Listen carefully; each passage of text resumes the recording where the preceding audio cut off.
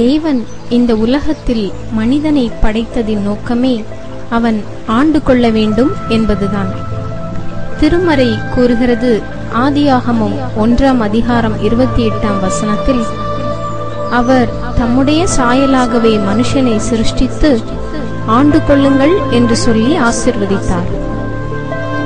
ஆண்டு கொள்ள வேண்டும் என்ற நோக்கில் படைக்கப்பட்ட மனிதனால் ஆண்டு கொள்ள முடியாமல் போனதற்கு காரணம் அவன் தேவனுடைய வார்த்தையை மீறியதே. ஒரு மனிதனுடைய கீழ்ப்படியாமை இந்த உலகத்திற்கு பாவத்தை கொண்டு வந்தது. பாவத்தின் விளைவு அது மரணத்தை பிறப்பித்தது. அந்த பாவத்தின் சாபம் இன்றும் கூட நம் ஒவ்வொருவரையும் தொடர்ந்து கொண்டே வருகிறது. அப்படியானால் இந்த பாவ சாபத்திலிருந்து நாம் எப்படி மன்னிப்பை பெற்றுக்கொள்ள முடியும்? திருமறை கூறுகிறது, எபேசியர் 1 அதிகாரம் 7 அவருடைய கிருபையின் ஐஸ்வரியத்தின்படியே கிறிஸ்துவினுடைய இரத்தத்தினாலே பாவ மன்னிப்பாகிய மீட்பு இயேசு கிறிஸ்துவுக்குள் நமக்கு உண்டாயிருக்கிறது என்று. அப்படியானால் இயேசு கிறிஸ்துவின் இரத்தமே சகல பாவங்களையும் நீக்கி நம்மை சுத்திகரிக்க வல்லமையுள்ளது. அதற்காகவே அவர் அநேகருடைய பாவங்களை சுமந்து தீர்க்கும்படிக்கு ஒரே தரம் பலியிடப்பட்டார் என்று எபிரேயர் 9 அதிகாரம் 28 தெளிவுபடுத்துகிறது. சரி, இந்த பாவ மன்னிப்பை பெற நான் என்ன செய்ய வேண்டும்? 1 யோவான் 1 அதிகாரம் 9 நம்முடைய பாவங்களை நாம் அறிக்கையிட்டால் பாவங்களை நமக்கு மன்னித்து எல்லா அநியாயத்தையும் நீக்கி நம்மை சுத்திகரிப்பதற்கு அவர் உண்மையும் நீதியும் உள்ளவராய் இருக்கிறார் என்று சொல்லுகிறது. ஆம் பிரியமானவர்களே, நாம் செய்ய வேண்டியது எல்லாம் ஒன்றே. அது என்ன? நாம் நம்முடைய பாவங்களை அறிக்கையிட வேண்டும், அவ்வளவுதான். எப்படி அறிக்கையிட வேண்டும்? நம்முடைய பாவங்களை மறைக்காமல் அறிக்கையிட வேண்டும். திருமறை கூறுகிறது, நீதிமொழிகள் 28 அதிகாரம் 13 தன் பாவங்களை மறைக்கிறவன் வாழ்வடைய மாட்டான், அவைகளை அறிக்கை செய்து விட்டுவிடுகிறவனோ இரக்கம் பெறுவான் என்று. அப்படியென்றால் தன்னுடைய பாவங்களை மறைக்காமல் அறிக்கை செய்து அவற்றை விட்டுவிடும் பொழுது நாம் இரக்கத்தை பெற்றுக் கொள்கிறோம், அதோடு பாவ மன்னிப்பையும் பெற்றுக்கொள்கிறோம். குற்ற உணர்விலிருந்து விடுபடுவது எப்படி? பாவ மன்னிப்பின் நிச்சயத்தை பெற்றுக்கொண்ட பிறகு நாம் நம்முடைய கடந்த கால பாவ வாழ்க்கையை எண்ணி வேதனைப்பட வேண்டிய அவசியம் இல்லை. காரணம், இயேசுவின் இரத்தத்தினாலே அந்த பாவங்கள் அனைத்தும் மன்னிக்கப்பட்டு விட்டன. திருமறை இவ்விதமாய் சொல்லுகிறது, மெய்யாகவே அவர் நம்முடைய பாடுகளை ஏற்றுக்கொண்டு நம்முடைய துக்கங்களை சுமந்தார்.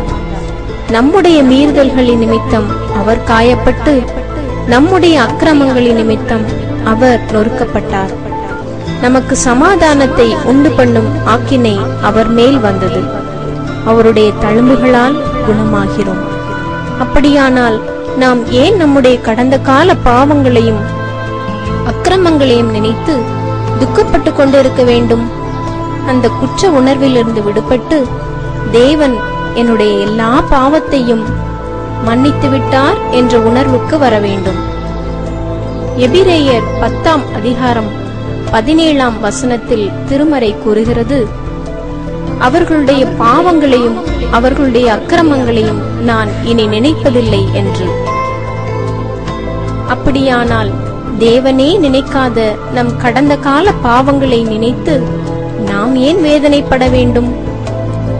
இவ்விதமாய் நாம் பாவ மன்னிப்பின் நிச்சயத்தை பெற்றவர்களாய் விசுவாசிப்பதினால் இந்த குற்ற உணர்விலிருந்து விடுபடுகிறோம். நான் ரட்சிப்பை பெற்றுக்கொள்ள என்ன செய்ய வேண்டும்? கர்த்தராகிய இயேசுவை நம் வாயினாலே அறிக்கையிட்டு முழு இருதயத்தோடும் அவரை விசுவாசிக்கும் போது நாம் ரட்சிப்படைகிறோம். அப்படியானால் எதை சொல்லி அறிக்கையிடுகிறோம்? இயேசுவே, நீரே என் ஆண்டவர் என்று சொல்லி அறிக்கையிட வேண்டும். பின்னர், இயேசுவே, நீர் எனக்காக மானுட அவதாரம் எடுத்து இந்த உலகத்தில் அவதரித்தீர், எனக்காக மரித்தீர், எனக்காக 3ஆம் நாளில் உயிர்த்தீர், என்னை பரலோகில் சேர்த்துக்கொள்ள மறுபடியும் நீர் வருவீர் என்று மெய்யாகவே விசுவாசிக்க வேண்டும். திருமறை கூறுகிறது, ரோமர் 10ஆம் அதிகாரம் 9ஆம் வசனத்தில், கர்த்தராகிய இயேசுவை நீ உன் வாயினாலே அறிக்கையிட்டு தேவன் அவரை மரித்தோரிலிருந்து எழுப்பினார் என்று உன் இருதயத்தில் விசுவாசித்தால் ரட்சிக்கப்படுவாய். நீதியுண்டாக இருதயத்திலே விசுவாசிக்கப்படும், ரட்சிப்பு உண்டாக வாயினாலே அறிக்கை பண்ணப்படும். ஆகவே இந்த ரட்சிப்பை நாம் அவருடைய கிருபையினாலே பெற்றோம், கிரியையினாலே அல்ல. எனவே இது தேவனுடைய ஈவாகவே இருக்கிறது. திருமறை கூறுகிறது, உங்கள் விசுவாசத்தின் பலனாகிய ஆத்தும ரட்சிப்பு. எனவே இந்த ஆத்தும ரட்சிப்பை நாம் விசுவாசத்தின் மூலம் பெற்றுக்கொள்கிறோம். சரி, ரட்சிக்கப்பட்ட பின்னர் நான் என்ன செய்ய வேண்டும் என நீங்கள் கேட்கலாம்.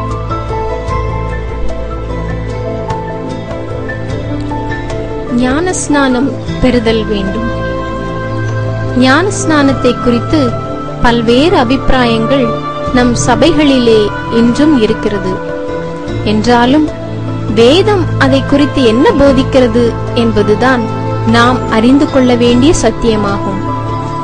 மார்க்கு சுவிசேஷம் 1ஆம் அதிகாரம் 4ஆம் வசனத்தின்படி, யோவான் வனாந்தரத்திலே ஞானஸ்நானம் கொடுத்து பாவ மன்னிப்புக்கென்று மனம் திரும்புதலுக்கு ஏற்ற ஞானஸ்நானத்தை குறித்து பிரசங்கம் பண்ணிக் கொண்டிருந்தான். அப்படியானால் யோவான் கொடுத்த ஞானஸ்நானம் எதை வலியுறுத்துகிறது? பாவ மன்னிப்புக்கென்று மனம் திரும்புதலை அது வலியுறுத்துகிறது.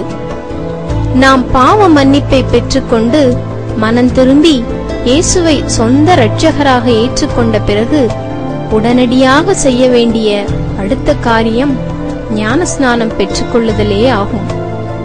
இந்த ஞானஸ்நானம் எதற்கு அடையாளமாயிருக்கிறது என்றால், அவரோடே கூட நாம் அடக்கம் பண்ணப்பட்டவர்களாகவும் அதிலே அவரை மரித்தோரில் இருந்து எழுப்பின தேவனுடைய செயலின் மேலுள்ள விசுவாசத்தினாலே அவரோடே கூட எழுந்ததற்கு அடையாளமாகவும் இது இருக்கிறது.